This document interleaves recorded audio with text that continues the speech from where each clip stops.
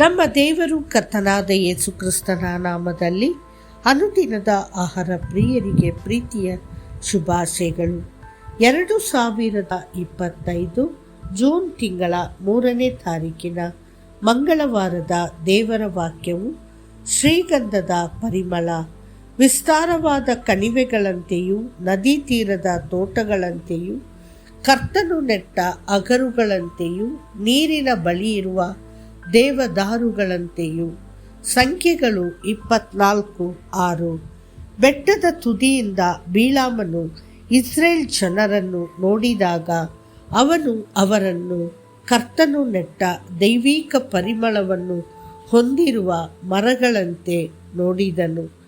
ದೇವರು ತನ್ನ ಮಕ್ಕಳನ್ನು ಮನೆಯ ಬಳಿಯಿರುವ ಆಲಿವ್ ಚಿಗುರುಗಳು, ಅಂಜೂರದ ಮರಗಳು ಮತ್ತು ಫಲಪ್ರದ ದ್ರಾಕ್ಷಿ ಬಳ್ಳಿಗಳಿಗೆ ಈಗಾಗಲೇ ಹೋಲಿಸಿದ್ದರೂ ಅವನು ಅಲ್ಲಿ ನಿಲ್ಲಲಿಲ್ಲ.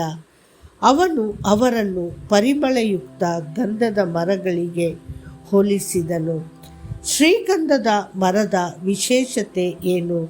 ಕೆಲವು ಮರಗಳು ಕೆಲವು ಋತುಗಳಲ್ಲಿ ಮಾತ್ರ ಪರಿಮಳಯುಕ್ತ ಹೂವುಗಳನ್ನು ಹೊಂದಿರುತ್ತವೆ ಮತ್ತು ಅವುಗಳ ಬೇರುಗಳು, ಕಾಂಡಗಳು ಅಥವಾ ಎಲೆಗಳು ಯಾವುದೇ ಪರಿಮಳವನ್ನು ಹೊಂದಿರುವುದಿಲ್ಲ.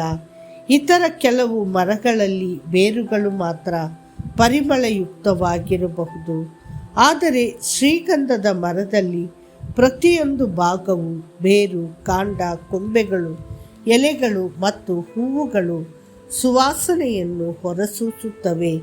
ಎಲ್ಲ ಮರಗಳಲ್ಲಿ ಶ್ರೀಗಂಧವನ್ನು ಅತ್ಯಂತ ಅಮೂಲ್ಯ ಮತ್ತು ಹೆಚ್ಚು ಮೌಲ್ಯಯುತವೆಂದು ಪರಿಗಣಿಸಲಾಗಿದೆ. ಇದರ ಸುವಾಸನೆಯು ಶ್ರೀಮಂತ, ಶಾಂತ ಮತ್ತು ಸ್ವರ್ಗೀಯವಾಗಿದೆ. ಶ್ರೀಗಂಧದ ಪರಿಮಳವನ್ನು ಇಷ್ಟಪಡದ ಯಾರೂ ಜಗತ್ತಿನಲ್ಲಿ ಇಲ್ಲ. ಶ್ರೀಗಂಧವು ಮತ್ತೊಂದು ವಿಶಿಷ್ಟ ಗುಣವನ್ನು ಹೊಂದಿದೆ.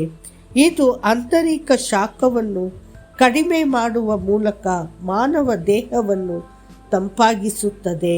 ಅದರ ಹಿಂಪಾದ ಸುವಾಸನೆಯು ಸ್ವಾಭಾವಿಕವಾಗಿ ಜನರನ್ನು ಹತ್ತಿರಕ್ಕೆ ಸೆಳೆಯುತ್ತದೆ ಮತ್ತು ಅವರ ಹೃದಯಗಳನ್ನು ಶಮನಗೊಳಿಸುತ್ತವೆ.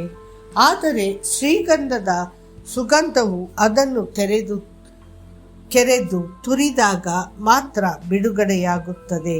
ಅದೇ ರೀತಿ ನಾವು ಕ್ರಿಸ್ತನ ನಿಮಿತ್ತ ಪರೀಕ್ಷೆಗಳು, ಕ್ಲೇಶಗಳು ಮತ್ತು ದುಃಖಗಳನ್ನು ಸಹಿಸಿಕೊಂಡಾಗ, ಜೀವನದ ಕಷ್ಟಗಳಿಂದ ನಾವು ಉಜ್ಜಲ್ಪಟ್ಟಾಗ ನಮ್ಮ ಜೀವನದಿಂದ ದೈವಿಕ ಸುವಾಸನೆ ಹೊರಹೊಮ್ಮಲು ಪ್ರಾರಂಭಿಸುತ್ತದೆ. ಅದಕ್ಕಾಗಿಯೇ ಸತ್ಯವೇದವು ನಮ್ಮನ್ನು ಶ್ರೀಗಂಧದ ಮರಗಳಿಗೆ ಹೋಲಿಸುತ್ತದೆ ಮತ್ತು ಅದಕ್ಕಿಂತ ಹೆಚ್ಚಾಗಿ ಶ್ರೀಗಂಧವನ್ನು ಕತ್ತರಿಸಿ ಪುಡಿ ಮಾಡಿ ಅದನ್ನು ಒತ್ತಿದಾಗ ಮಾತ್ರ ಶ್ರೀಗಂಧದ ಎಣ್ಣೆಯನ್ನು ಹೊರತೆಗೆಯಲಾಗುತ್ತದೆ. ಅದು ಇನ್ನೂ ಹೆಚ್ಚು ತೀವ್ರವಾದ ಪರಿಮಳವನ್ನು ಹೊಂದಿರುತ್ತದೆ. ಆದ್ದರಿಂದ ಪರೀಕ್ಷೆಗಳನ್ನು ಎದುರಿಸುವಾಗ ನಿರುತ್ಸಾಹಗೊಳ್ಳಬೇಡಿ. ನಾನು ಈ ನೋವನ್ನು ಏಕೆ ಅನುಭವಿಸುತ್ತಿದ್ದೇನೆ, ಈ ಕಣ್ಣೀರು, ಈ ದುಃಖ, ಈ ಕಷ್ಟ ಏಕೆ ಎಂದು ಗೊಣಗಬೇಡಿ. ಎಲ್ಲ ದುಃಖಗಳ ನಡುವೆಯೂ ಕರ್ತನು ನಿಮ್ಮನ್ನು ಅಮೂಲ್ಯವಾದ ಪರಿಮಳದ ಪಾತ್ರೆಯಾಗಿ ರೂಪಿಸುತ್ತಿದ್ದಾನೆ.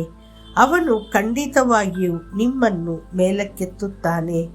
ದೇವರ ವಸ್ತ್ರಗಳು ಹೇಗಿವೆ? ಕೀರ್ತನೆ 45ರಲ್ಲಿ ಕೀರ್ತನೆಗಾರನು ತನ್ನ ವಸ್ತ್ರಗಳು ರಕ್ತಬೋಳ, ಅಗರು ಮತ್ತು ಕ್ಯಾಸಿಯಾದ ಸುವಾಸನೆಯಿಂದ ತುಂಬಿವೆ ಎಂದು ಬರೆಯುತ್ತಾನೆ. ಹೌದು, ಕಲ್ವಾರಿ ಶಿಲುಬೆಯ ಮೇಲೆ ಅವನು ತಲೆಯಿಂದ ಪಾದದವರೆಗೆ ಗಾಯಗೊಂಡಾಗ ಅವನು ಅಮೂಲ್ಯವಾದ ಶ್ರೀಗಂಧದ ಮರದಂಥ ದೈವಿಕ ಸುವಾಸನೆಯನ್ನು ಸುರಿಸಿದನು. ದೇವರ ಪ್ರಿಯ ಮಕ್ಕಳೇ, ಆತನ ಪ್ರೀತಿ ಮತ್ತು ಆತನ ಮಾದರಿಯನ್ನು ಧ್ಯಾನಿಸಿರಿ.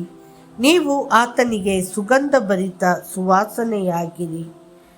ಮತ್ತಷ್ಟು ಹೆಚ್ಚಿನ ಧ್ಯಾನಕ್ಕಾಗಿ ಕ್ರಿಸ್ತನು ನಮ್ಮನ್ನು ಪ್ರೀತಿಸಿ ನಮಗೋಸ್ಕರ ತನ್ನನ್ನೇ ದೇವರಿಗೆ ಸುವಾಸನೆಯನ್ನುಂಟು ಮಾಡುವ ಕಾಣಿಕೆಯಾಗಿಯೂ ಯಜ್ಞವಾಗಿಯೂ ಒಪ್ಪಿಸಿಕೊಟ್ಟ ಪ್ರಕಾರವೇ ನೀವು ಪ್ರೀತಿಯಲ್ಲಿ ನಡೆದುಕೊಳ್ಳಿರಿ. ಎಫೆಸದವರಿಗೆ 5:2. ಕರ್ತನು ವಧಿಸಲಿ. ಆಮೇನ್.